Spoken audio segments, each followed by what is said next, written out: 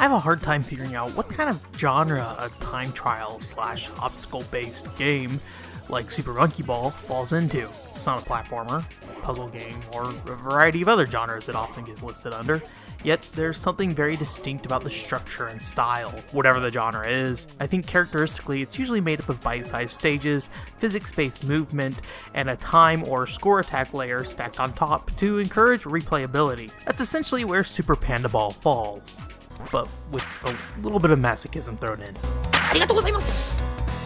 You play as a purple-haired lass named Mira, who carries around a big stick. However, this stick is less for fighting foes and more for slapping around her panda/servant friend, Yuyu, like a golf ball. As abusive as the relationship seems, I get the feeling Yuyu doesn't mind as she screams thank you in Japanese and occasionally expels some gasps of pleasure. She's also definitely not just a person in a panda suit.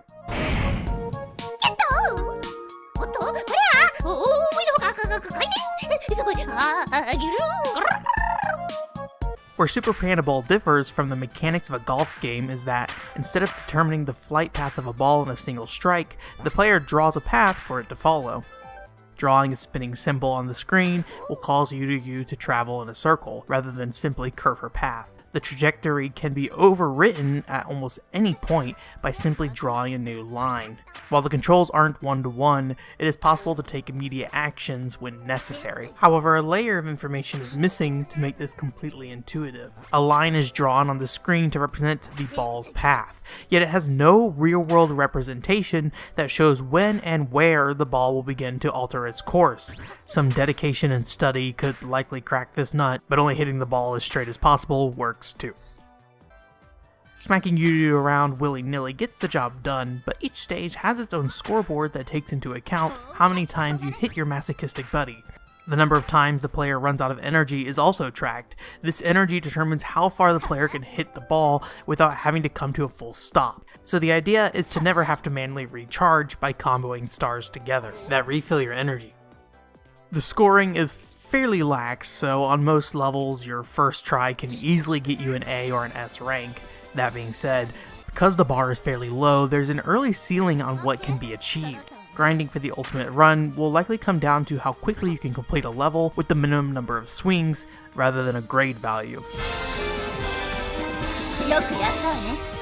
There are different sticks, or I suppose club types. Paper fans launch Yuyu into the air, bats as well as tennis rackets thwack her over large gaps, hammers send her rolling at high speeds, and Chinese turnips launch her directly upwards, for some reason.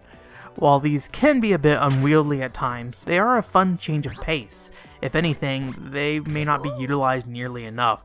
In order to use them, you have to find them in each level rather than keep them as a permanent item throughout the game. As you can probably tell from this whole video, the levels have a minimalist design, and honestly, I would be surprised if they weren't just pre-made Unity assets. I'm guessing the direction for the visual style has more to do with budget than choice. That being said, I do think the overall lack of visual flair keeps the focus on the obstacles themselves. It's pretty easy to identify what something does before touching it. The backgrounds as well as music bear a heavy load in carrying the tone, but on their own do a decent job of pushing an upbeat, lighthearted vibe.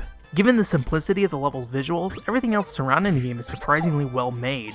The character art is clean, and almost every line of dialogue is voiced. As someone who knows barely any Japanese, I can't really tell if it's good, but nevertheless, the voices leave no question as to what kind of character they are. Their personalities come off as so extreme that they're enjoyable just by their delivery alone.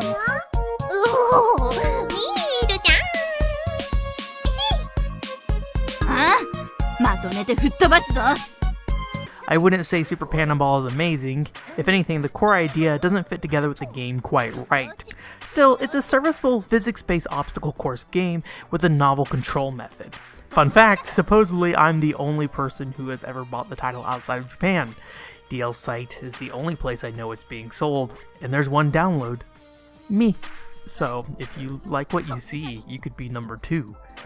You could go for it. There's even a free trial, which includes the first world, and I think it's a great snapshot of what you'll get. If you want a pretty cute physics-based challenge, or just want to smack a masochistic panda around, give Super Panda Ball a shot.